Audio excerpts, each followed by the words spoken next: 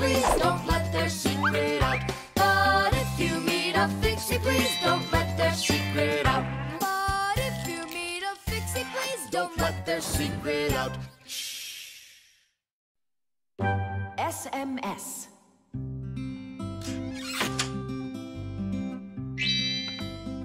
Hey! All clear. Oh, take a look. A mobile phone. You think they bought Tom Thomas a new one? Oh, wow. Nolik, stop. Awesome. Turn around. Oh! Tom Thomas, help us, please. We're trying to save your telephone. That's not mine. Oh, Katya left it behind. Katya! Katya! She's gone. It's too late. Oh, an SMS just came in. You won't read it, will you? Of course not. But what if it's something important? Tom Thomas, don't you even dare go and read her letters. Uh-huh, pretty interesting. Looky, there's just a ton of these messages. Now, Nolik, you go and distract him from the telephone. Uh-huh.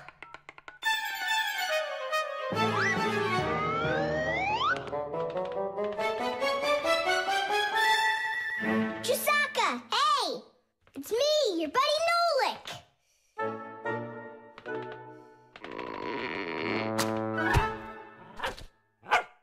Hey there.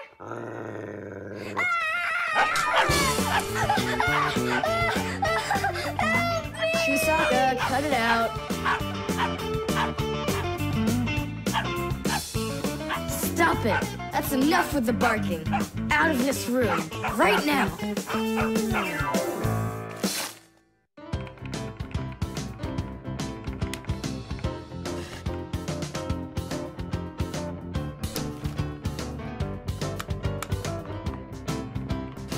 Done. Well, power's off now. Huh. What's up? It stopped working all of a sudden. Oh, it looks like you've broken it. What? No way. You did too. Well, Tom Thomas, now you'll have to give Katya her phone back like this. I just don't get it. It happened because you were reading someone else's mail.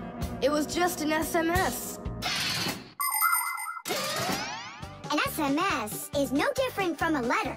It's only shorter. People send SMSs through their mobile phones. And that's why looking inside someone else's phone and reading their SMSs is just as rude as reading someone else's mail.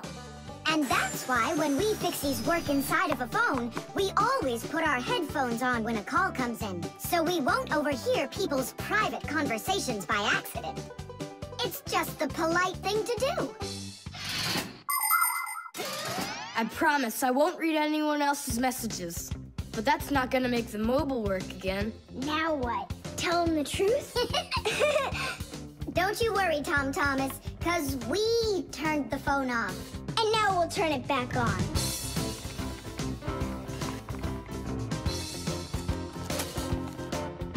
See that? The contact's barely attached. We just need to write a note to the fixies who work over at Katya's. I'm sure they'll fix it. There are fixies living in every home, and the work they have to do can seem endless. The TV starts acting up, then the doorbell breaks, the washing machine stops running, and then the phone won't ring. And besides all of that, there is cleaning and there's oiling. Like the appliances in the kitchen or kids' toys and all those other things. Modern houses are literally stuffed with all sorts of devices. And that is why the fixies keep working day in and day out. Unfortunately, this can make fixies get carried away by their jobs. And they can forget about their fixie relatives and close friends that live in the neighboring houses and apartments. And that's not right. Just like humans, fixies have to remember to go and visit each other more often and write each other letters, or at least send their regards. That's all. It's working again. You're the best. Now I can give a call to Katya and tell her she left her phone over here. Tom Thomas! Is that you calling? Yeah? And to who? Katya. And her phone is where?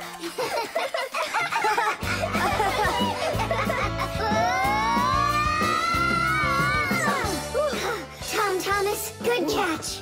Boy, you're fast. Just like a... Like a fixie.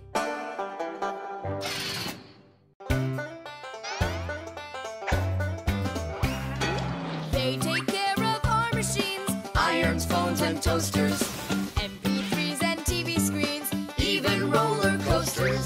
Without them, clocks stop ticking. Without them, lights go out. But if you meet a fixie, please don't let their secret out. But if you meet a fixie, please don't let their secret out. But if you meet a fixie, please don't let their secret out. The laboratory.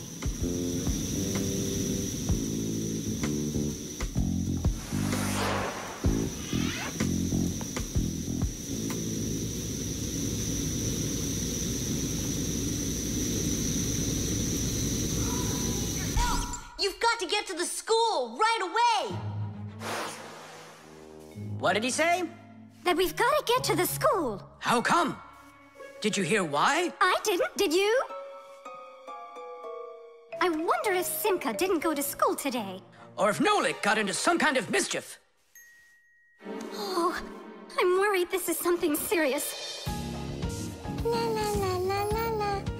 And that's 5, 6. I like this hairstyle. 7, 8. Hi there. Hello, Verda. Where's Grampus? I'm not positive, but go and look in the chemistry area over there. Over in chemistry? Tell us, was Nolik doing anything wrong today? Nolik? He's always fooling around. Right. So we're not here for anything Nolik did. Maybe something awful happened to him. Like what? Well, how about anything? This isn't just a school for fixies. This is a laboratory. The laboratory where Professor Eugenius works is always humming. In the mechanical zone, Professor Eugenius tests all sorts of different devices to see how well they're made. In the chemistry zone, he conducts experiments on the quality and safety of food. In the electrical zone, he repairs electrical devices and checks their safety.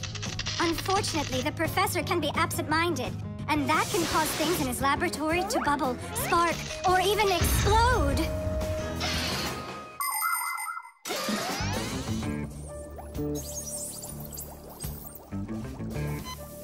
Marcia, there's nothing to worry about yet. But how can I not worry? Digit, have you seen Nolik anywhere? Do you know if anything's happened to him? This is a laboratory here. Who knows what could happen to anyone? Like what? What are you saying? Like that. I told you, things happen here. And where? Let's go, quickly! Marcia, no need to panic. Tura, where is so good you're here? We really need your help. What is going on? Oh, there! Oh, we! Grampus! What? Where? In the mechanical zone, there! And Simka and Nolik? There! They're all there! Oh, my children! Don't lose your head. Oh! Oh! Marcia is my wife, and the mother of our children, Simka and Nolik. Marcia is a real beauty, a kind and gentle soul, and a wonderful homemaker. She is also a very responsible and extremely skilled fixie. She is our family's expert in kitchen appliances and gadgets. Marcia works from morning till night, fixing and cleaning anything that is in need of her expert care, because she just loves when everything is clean and tidy. But most important for Marcia are her children. She takes loving care of Simka and Nolik and tries to protect them from harm. Marcia worries about them so much that sometimes her imagination gets carried away with what might have happened to them. Although our little Nolik can get himself into situations that even Marcia could never have dreamed of.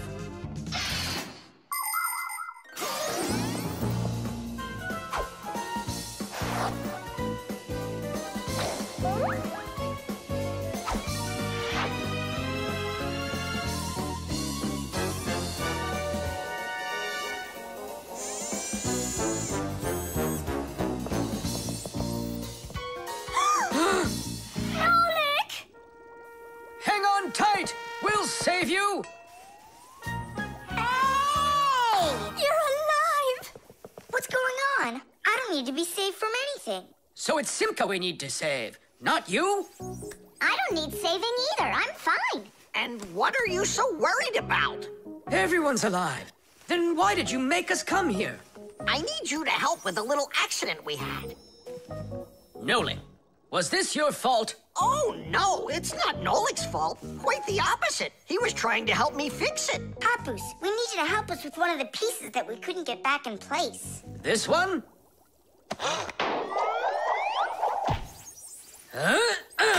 Tadish! Oh, a perfect repair.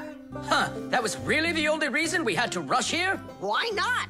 There was just no way we could let this wait, so I sent for you. But Fire said... Why fire? Why is it always fire? How come you had to scare us so badly? I'm not the one who scared you. You did that all by yourselves. Can you believe that fixies are such itty-bitty creatures? Even when they're magnified, It's hard to see their features. They're tiny, infinitesimal, so small it makes you doubt. But if you meet a fixie, please don't let their secret out. But if you meet a fixie, please don't let their secret out. But if you meet a fixie, please don't let their secret out. The toothbrush. Once I finish you, my top secret growth potion, I will create my own giant canine crew! And then I'll rule the... Whoa! Wow, this is super. You're better than a TV show. Oh yeah, it's fun, but it's gonna end badly. Tom Thomas, get ready for bed. I'm going, Dad. But first, my secret recipe. We start with a bit of carbonatorous. And now a little bit of bread and butterous. And finally, beard of foamerous. Chusaka. Don't be afraid. Drink, my baby. And you'll grow 10 times your size. What? It doesn't taste good? Oh, right. I forgot it needed stirring. This hypersonic mixer will do the trick. Tom Thomas, you shouldn't use what doesn't belong to you. That's your father's toothbrush. Ah! Hey, cut it out! You're acting crazy.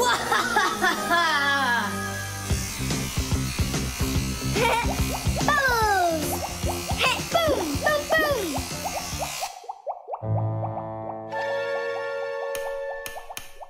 Uh-oh. You said it. Uh-oh. You, Tom Thomas, are a big boy, but your brain is smaller than Nolik's. Why, thank you. Just go put the toothbrush back in its place, like you never touched it. Nah, that's not right at all. Tom Thomas, what's up? I'm almost done, Dad. Simka, Nolik, please, I really need your help. No panicking. First, we need to understand what could have broken inside of there. An electric toothbrush is really simple, as long as you know these 3 parts. The battery, the motor, and a very clever mechanism that connects the motor with the bristles. The whole secret to the toothbrush is right in there. That mechanism uses the spinning of the motor to make the bristles move very fast back and forth, from left to right, from right to left. And that's how it brushes your teeth. So what can we do about it? Here's what we do. First, we take out the motor, then we take the gears out, and then the mechanism. How much time do we need to do that? 1 or 2 hours. What? No! Just listen here, Tom Thomas. You need to open up the battery compartment. Wait for me right here.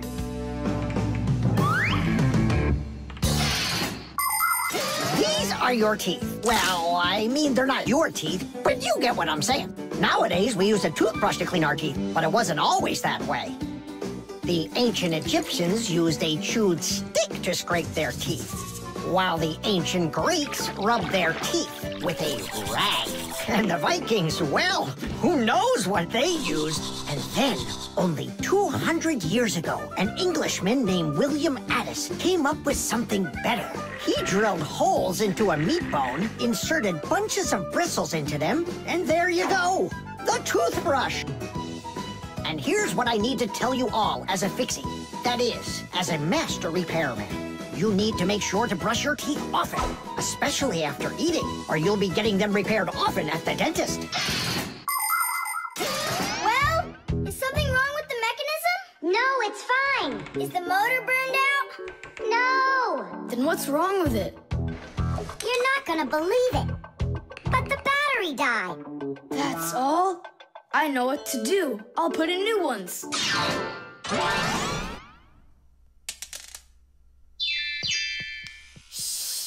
Your dad turned the toothbrush on. Looks like everything's fine. It's working. Ooh, way to go.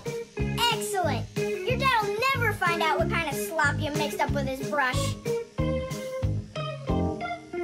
What slop? How dare you, Nolik? How dare you refer to my mighty potion like this? Tom Thomas, somehow soap got all over my toothbrush. Can you explain that? Ay, ay, ay. Well, you got caught. What do you say now?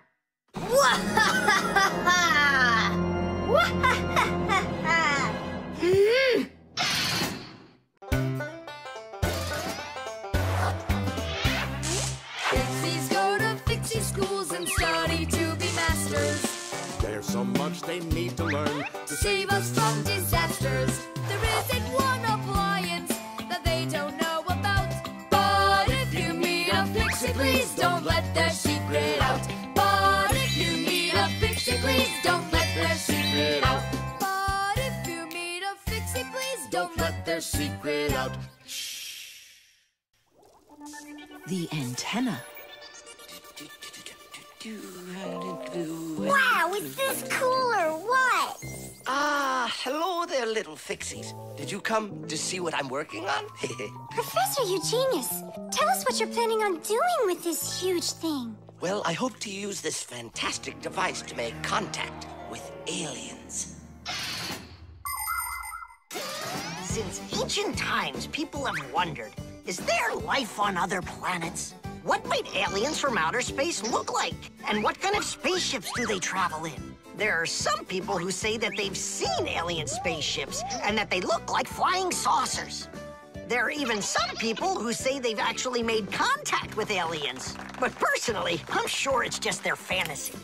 And science hasn't been able to prove any of these stories either. The one story that makes me laugh harder than all of the rest comes from a guy who claims that he saw aliens with his own eyes. Can you believe it?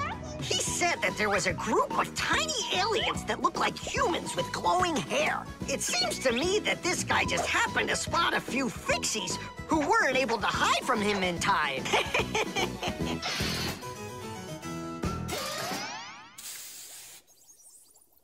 It's ready.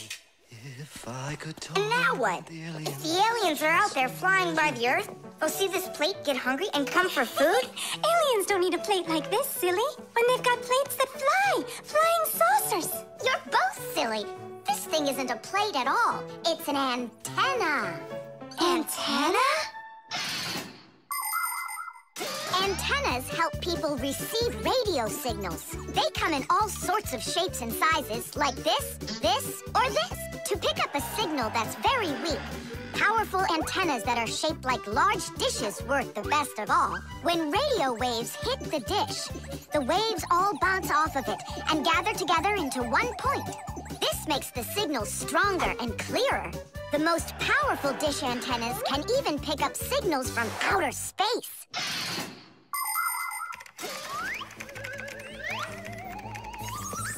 Nolik, stop! You'll burn yourself. Don't treat me like a baby boy, okay? Ah, interesting. I wonder what's inside of there. Do you know? Why don't we go and take a look? I was only trying to help him out. No need, Nolik. The soldering iron is way too hot, and I'm practically all done here. Then let's start looking for those aliens in outer space. Just 1 second, Nolik. There. Uh-oh. now,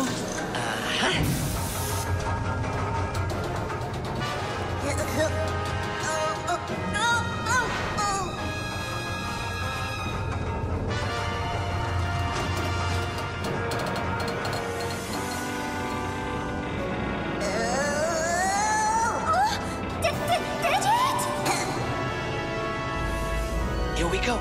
Nolik, Simka, let's see if we can pick up signals from outer space. What do you think? Is it night right now, where the aliens live? What if they're sleeping? Quit bothering the professor with your nonsense. Let us out right now. Can't you hear us? Please let us out! I'm afraid there's no way they can hear us from this far away. I can't hear any signals. It just sounds like static. Be patient, you guys, and keep listening. Digit, we all know how clever you are. Can't you think of a way out of here? I think I got it, Tula. You stay there. Yeah. I'll use a special code I know to send a signal that we're in trouble. Wait a second. Do you hear that? Could it be a signal from the alien? Hooray! This is sensational. It means that somewhere in the cosmos are intelligent forms of life. 3 dots, 3 dashes, 3 dots. Ooh, it's Morse code. It's a signal for help that they're sending. You don't think the aliens are in trouble, do you? Yeah, I think so. And who do you think they learned Morse code from out there? Yeah, that's strange. There are hardly any Fixies that know that code. Digit does. Ah, and where is he, you know? And where's Tula? Well, I think I know exactly with which aliens we made contact. I think I know it too, Professor. Lower the antenna.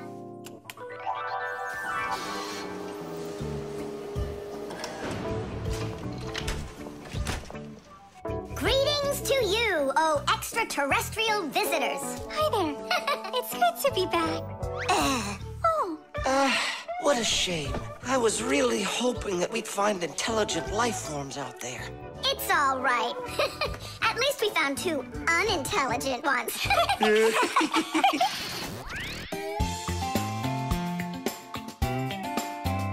But if you meet a Fixie, please don't let their secret out. But if you meet a Fixie, please